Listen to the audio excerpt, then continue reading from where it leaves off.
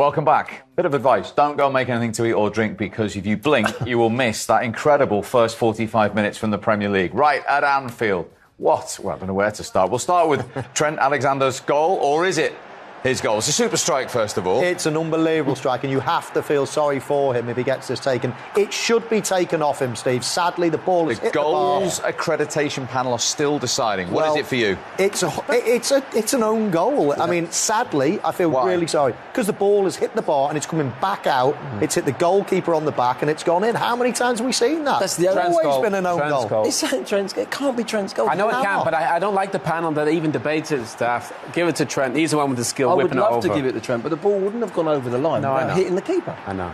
Right, what happened here, Glenn? Well, this sums up Liverpool at the moment when they put Trent in midfield at times. They get caught on the counter. Look where Matip is out as a right back. Trent is the right side centre back, not got across like a natural. And you've got Van Dijk even in the left back position. Tsimikas is inside of Van Dijk. Van Dijk gets back on the back post for some reason. That is what happens if you're going to put the full-back into midfield and then suddenly that back four becomes so lopsided, people don't do their jobs.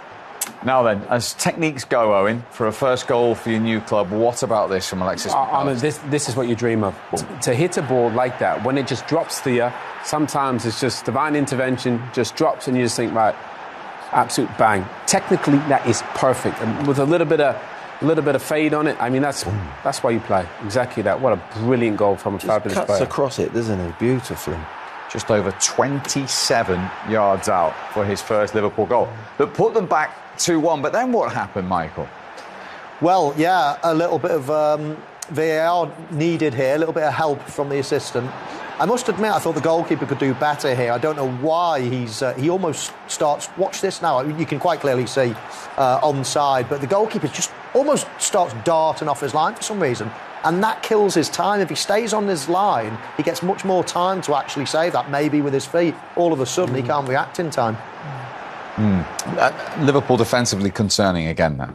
Yeah, absolutely. And as Glenn said, you know, you had two centre-halves as full-backs for 1 minute. The two full-backs as centre-halves. It's all a bit of a mishmash, but a great game to watch for the new club. It certainly is, yeah. It's the first time Fulham, incidentally, have scored 2 goals at Anfield in the Premier League era. Right, Liverpool's dramatic turnaround at Anfield, and that goal from that man getting all 3 points for Jurgen Klopp's side. So let's hear from Liverpool's match winner.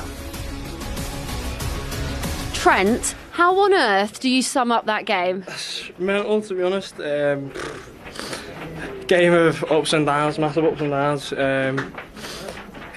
Leading, then getting clawed back twice, then obviously losing with 5 minutes to go.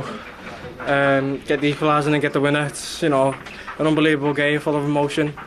But just very, very happy to get the win and be able to get over the line. Talk me through what was going through your head and how much that winner meant to you. I just kind of anticipated it, seeing it was coming to the back post, seeing it was a challenge with Costas and their winger, and just anticipated where the ball was going to drop. Just thought get it down and get a shot off, trying at the target from that range. I had on about 10 minutes earlier that I was a bit disappointed with a volley in a similar area, so I thought just try and get on target, use the bodies as an advantage, and found a way to the back of the net, and you can see by the celebration how much it meant. We can indeed, but let's take you back to the 80th minute when Bobby De Cordova-Reid headed Fulham in front. It was looking worrying at this stage, Michael.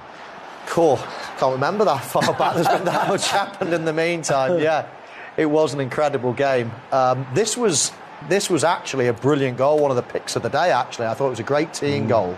Kearney with a lovely late run. And the dink to the back post, Owen, was the first touch as well. That first touch and the dink. And he just gets up early, doesn't he, Reid, at the back post. Tsimikas has to judge that and just jump early himself just to put the attacker off. But beautiful team. They played some great football, Fulham, you know, really ambitious. That's a team that's really struggled to score goals this season. You would have never known it watching that, but De Cordova-Reid does brilliant at the back post, just gets up early. And Mo's right, it was a fantastic goal. Endo comes on, gets his first goal for Liverpool, and suddenly it's game on again, Glenn. Well, we saw McAllister's goal early in the first half, and this is just as good in many ways. Ball's rolling back to him, set up, and they're under pressure. The reason that's a good goal, because the crowd, everyone's baying for a goal, the equaliser. They're 3-2 down. That's the pressure of that skill, and he's executed it fabulously well. Look how he just it's like a little stab at the ball. Watch this.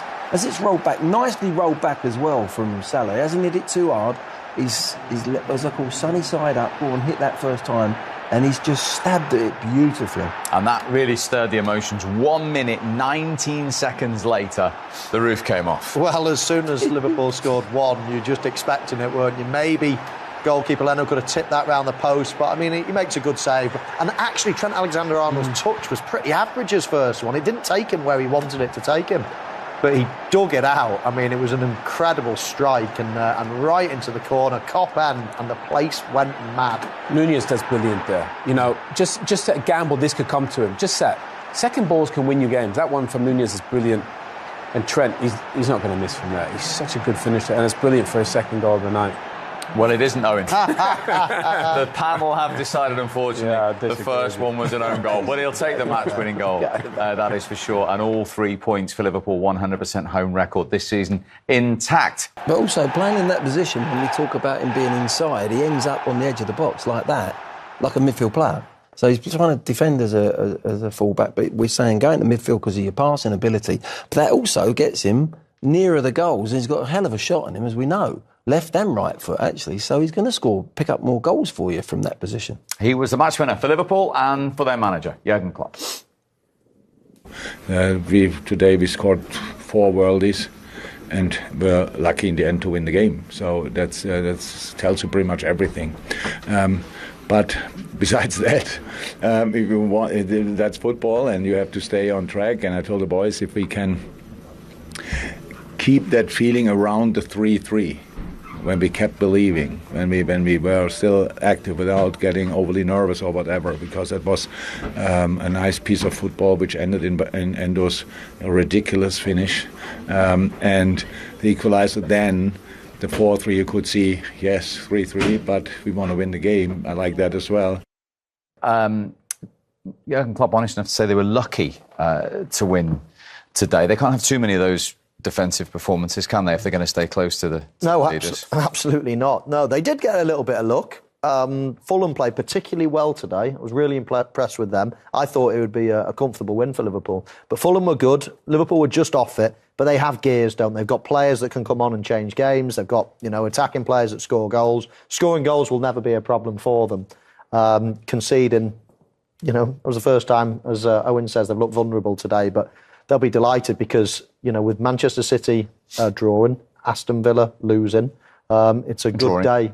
Drawing. It's a good day for the likes of Arsenal, good day for the likes of Liverpool as well. And all of a sudden, the top of that table looks as if it's quite wide open. Yeah, that's the big question, Glenn. For instance, can Liverpool and Arsenal go toe-to-toe all the way with City this season? Oh, I think they can. I think this is more of an open Premier League this year than ever. Certainly in the last 3 or 4 years, City have shown that they have got vulnerability. They can go up gears when they need to, as Liverpool can. And I think Arsenal and Liverpool are genuine contenders to go and see, can we win this championship? Because, it's tight now, but at the end of the day, I don't see that. I don't see one of them really going away from everyone. I think City have done that in the past, and then they come from behind before when they were catching people and they went up a few gears. But, I think those three are going to fight it out for who's going to win it eventually. Arsenal go to Villa soon as well. That'll be a real tough one. It's all bubbling up quite nicely at the moment, isn't it? Yeah, I mean, that top 3, they're the best 3. Obviously, Arsenal, Liverpool and City. But, top 4 is going to be interesting. Tottenham, that's a big point, for Tottenham today. Top 4 looks realistic if they can get everybody fit and healthy. But there's probably 5 teams that compete for the trophy this season, and that's brilliant for the Premier League. Gentlemen, thank you very much indeed for your company today. As it gets closer to Christmas, the 3 wise men are off to look for their presents. But we had gifts everywhere we looked today in those games at Anfield and the Etihad. Yet again, the Premier League is delivering. From the 4 of us, we'll see you soon.